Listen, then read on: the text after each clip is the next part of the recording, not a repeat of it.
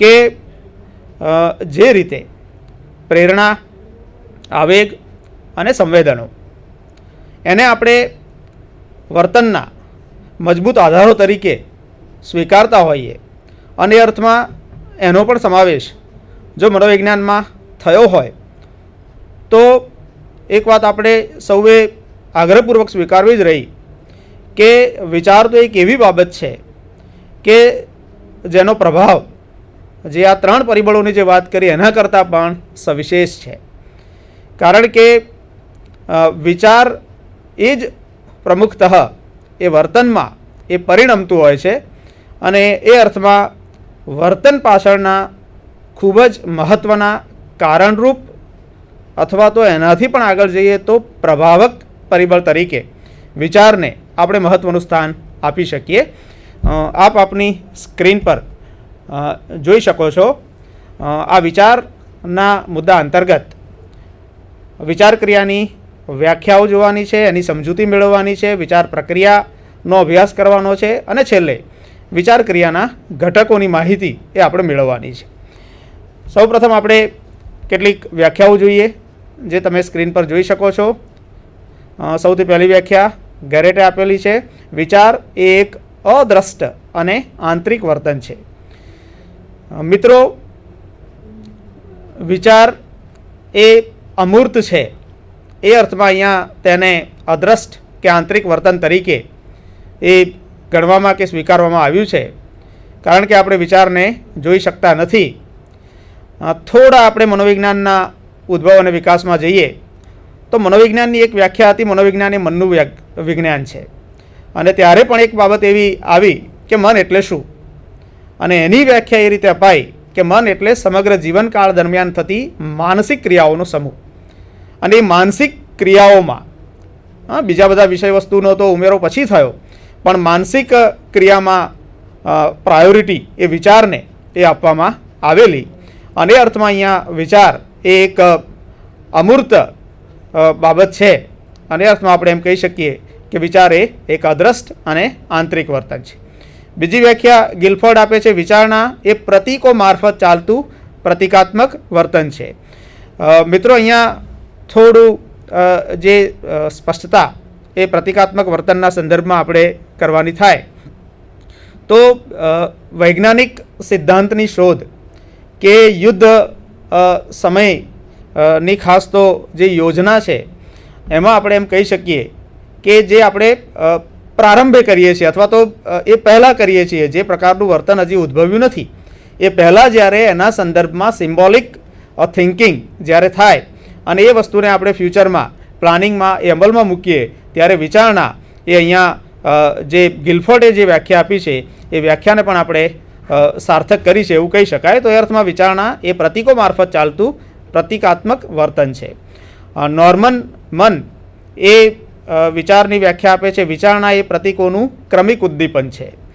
મિત્રો, વિચારણાનો ઉપયોગ પ્રયોજન એ આપણે સ્વાભાવિક રીતે જ ડે ટુ ડે લાઈફમાં અને સવિશેષ તો પ્રોબ્લેમ સોલ્વિંગમાં વધારે કરતા હોઈએ છીએ ત્યારે અહીંયા તમારા અભ્યાસક્રમમાં પણ ભૂલભુલામણીનું શિક્ષણ અને પિરામિડની સમસ્યા ઉકેલની જે બાબત છે એમાં આપણે જોઈએ છીએ કે જ્યારે પ્રયત્ન અને ભૂલની પદ્ધતિનો ઉપયોગ પ્રયોગપાત્ર કરે છે ત્યારે સ્વાભાવિક રીતે જે વિચારો છે એ ક્રમિક રીતે એ આગળ વધતા હોય છે અને પરિણામો પણ બતાવે છે કે જેમ જેમ પ્રયત્નો વધે છે તેમ ભૂલો અને સમય એમાં ઘટાડો થાય છે અને અપેક્ષિત જે પ્રતિક્રિયા છે ત્યાં સુધી આપણે પહોંચી શકતા હોઈએ છીએ.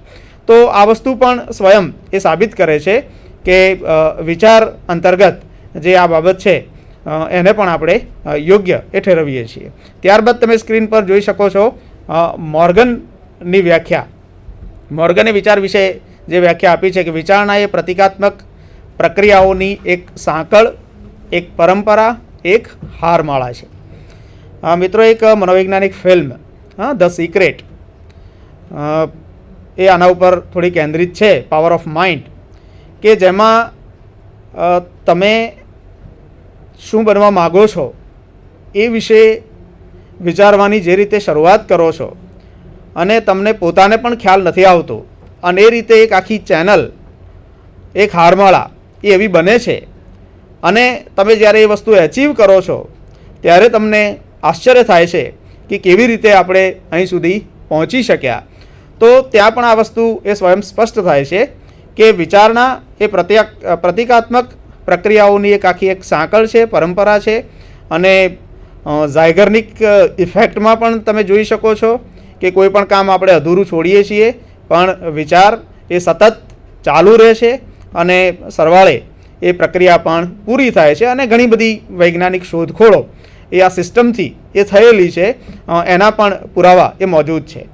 અહીંયા રોબર્ટ વુડવર્થ એ વિચારણા એક જાતની માનસિક શોધખોળ છે એવું જ્યારે કહે છે ત્યારે સ્વાભાવિક રીતે કોઈ પણ એક સ્વીકાર્ય વિચાર સુધી જ્યારે આપણે પહોંચીએ છીએ ત્યારે એ પહોંચવા માટે ઘણી બધી મથામણ એ આપણે કરી હોય છે.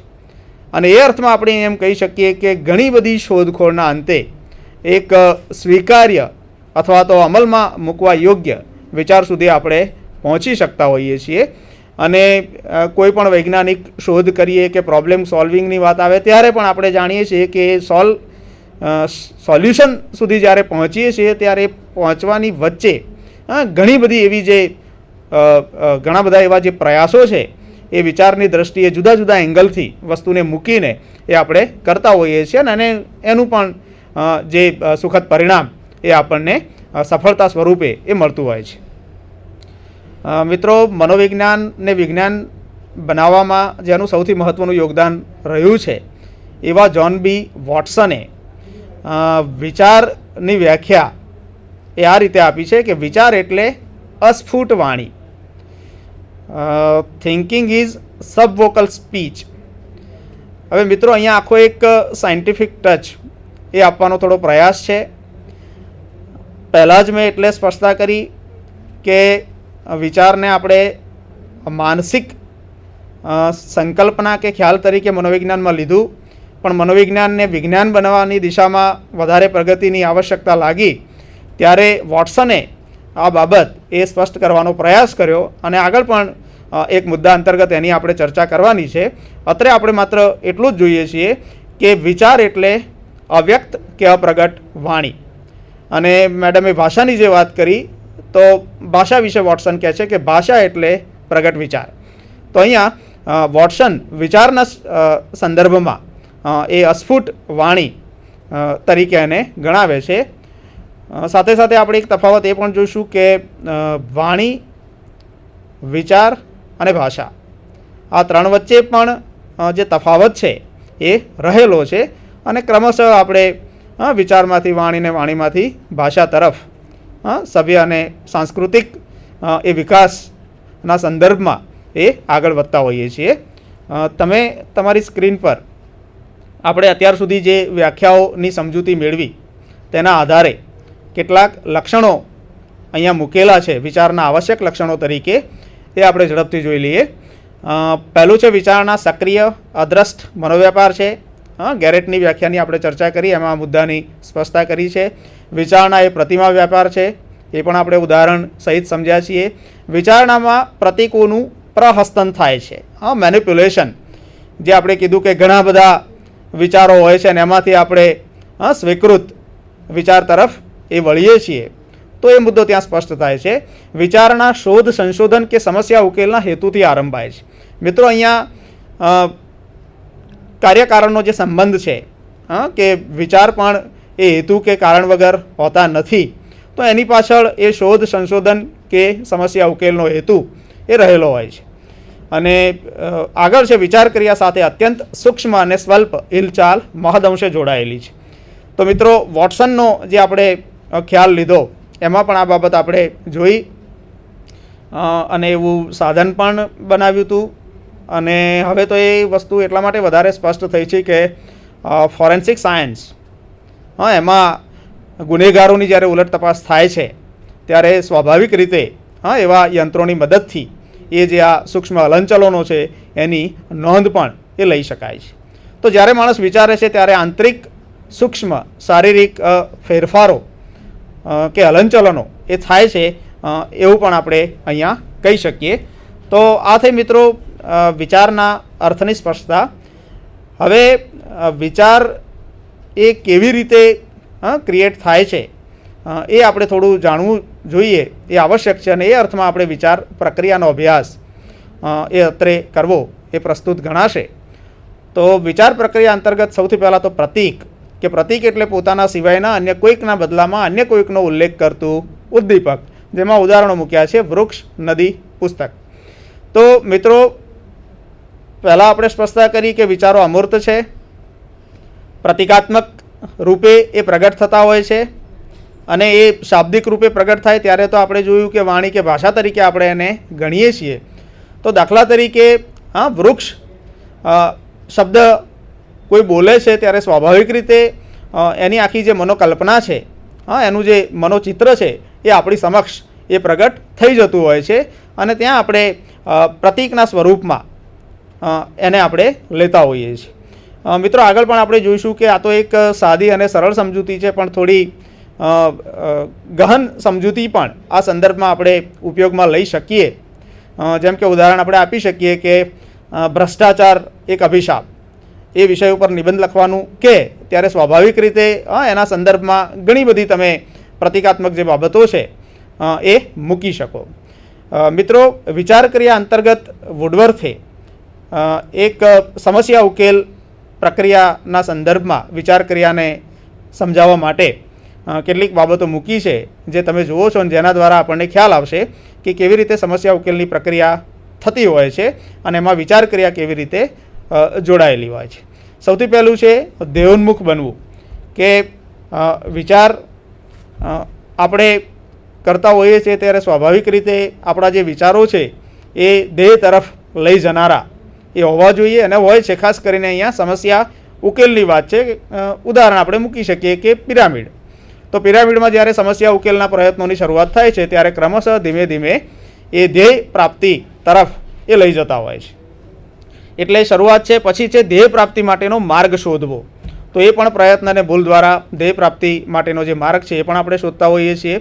વર્તમાન સમયના ઉકેલમાં સહાયભૂત થાય તેવા ભૂતકાળના અનુભવોની બાબતોનું સ્મરણ કરવું, વર્તમાન પરિસ્થિતિ સાથે ભૂતકાળના અનુભવોને બંધ બેસતા કરી નવો ઉકેલ નિપજાવવાનો પ્રયાસ કરવો, અને આંતરિક વાકગતિ અને અંગચેષ્ટાઓ, જે આપણે આગળ પણ વાત કરી કે આંતરિક મનોવ્યાપાર છે વિચાર, અને અંગચેષ્ટાઓ દ્વારા પણ એ પ્રગટ થઈ શકે છે. તો એ અર્થમાં પણ વિચાર પ્રક્રિયામાં આ બધા પાસાઓને વુડવર્થ એને જોડે છે.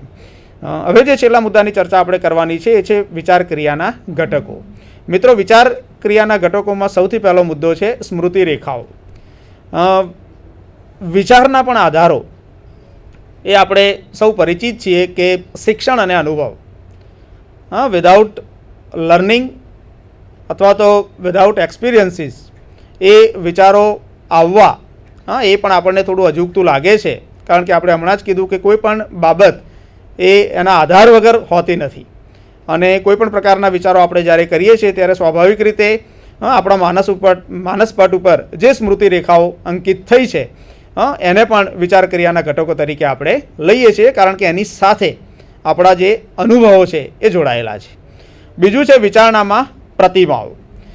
આગળ પણ આપણે વિચારની જે વ્યાખ્યા છે એમાં પણ પ્રતિમા યુક્ત વિચારણાની વાત કરી. ત્યારે અહીંયા આપણે થોડા સિગમન્ડ ફ્રોઈડના કન્સેપ્ટને અનકોન્શિયસ માઇન્ડમાં જે સ્વપ્ન પ્રતીકોની જે વાત છે એને પણ આપણે થોડા અહીંયા ઇન્ડિકેટ કરી શકીએ. અને એ રીતે જુદી જુદી જે પ્રતિમાઓ છે, અથવા તો હમણાં જે આપણે વાત કરી કે ધ સિક્રેટમાં પણ તમે જે કોઈ એક ઇમેજ તમારા મનોચક્ષુ સમક્ષ એ મૂકો છો, સતત એનામય તમે રહો છો, તમારી આજુબાજુ પણ એવું વાતાવરણ એ રાખવાનો પ્રયાસ કરો છો, તો સ્વાભાવિક રીતે જ તમે એ દિશામાં આગળ વધી શકો છો. પણ અહીંયા વિચારણામાં પ્રતિમાઓ છે, તો સાથે સાથે એક કન્સેપ્ટ એ પણ છે કે પ્રતિમા રહિત વિચારણા પણ થઈ શકે છે. એટલે દાખલા તરીકે કોઈ આર્કિટેક્ટ હોય એ માત્ર જમીન કે જગ્યા જોઈને એના માનસમાં આખું જે મકાનનો જે નકશો છે એ જો ક્રિએટ થઈ જતો હોય તો ત્યાં પ્રતિમા રહિત વિચારણાને પણ સ્થાન એ રહેલું છે એવું આપણે કહી શકીએ. અને ખાસ તો જે આ બધા કારીગર વર્ગ સાથે સંકળાયેલી આ બધી જે બાબતો છે એ સોનીને પણ જે બધા ઘાટ જે તૈયાર થતા હોય છે, ડિઝાઇન આવતી હોય છે, એમાં પણ આ બધા જે કન્સેપ્ટ છે એ અંદર એ ક્લિયર થતા હોય છે. તો એ મુદ્દો પણ ત્યાં જોડાયેલો છે. તમે તમારી સ્ક્રીન પર આગળનો જે મુદ્દો છે એ છે વિચારણામાં આંતરિક સ્નાયવિક ક્રિયાઓ. તો અહીંયા આપણે પાછા વોટસનને યાદ કરીશું અને વોટસને વિચારણામાં આંતરિક સ્નાયવિક ક્રિયાઓ એ સમાયેલી છે એ સમજાવવા માટે બાળકનું ઉદાહરણ આપેલું છે કે બાળક પોતે કોઈ પણ કામ કરતો હોય છે ત્યારે સાથે સાથે કંઈક બોલતો હોય છે. તો આ જે બોલે છે એને આપણે ભાષા કહીશું કે વિચાર કહીશું? કારણ કે ભાષાનું કાર્ય એ સામાન્ય રીતે સામેના પક્ષને આપણા વિચારોથી એ પરિચિત કરવા માટે, અભિપ્રાયો જણાવવા માટે, કમ્યુનિકેશન માટે થતો હોય છે. અહીંયા બાળક એકલું છે ત્યારે એ જાત સાથેના સંવાદની વાત છે અને એ અર્થમાં એને આપણે ભાષા કરતાં પણ વિચાર એ વધારે ગણી શકીએ. અને ઘણી વખત આપણે પોતે પણ એ જે પેલો કંટ્રોલ છે એ અન્યની ગેરહાજરીમાં એ રહેતો નથી અને માણસ પોતે પણ એ બબડાટ અથવા તો બોલી નાખતો હોય છે. તો એને પણ ભાષા નહીં કહેતા એ વિચાર તરીકે જ આપણે ગણીશું. ને ત્યાં પણ વિચાર એ અહીંયા થોડો પ્રગટ થઈ જાય છે, પણ કહેવાનો ભાવાર્થ કે વિચાર એ આંતરિક શારીરિક સ્નાયવિક ફેરફાર એ ધરાવે છે.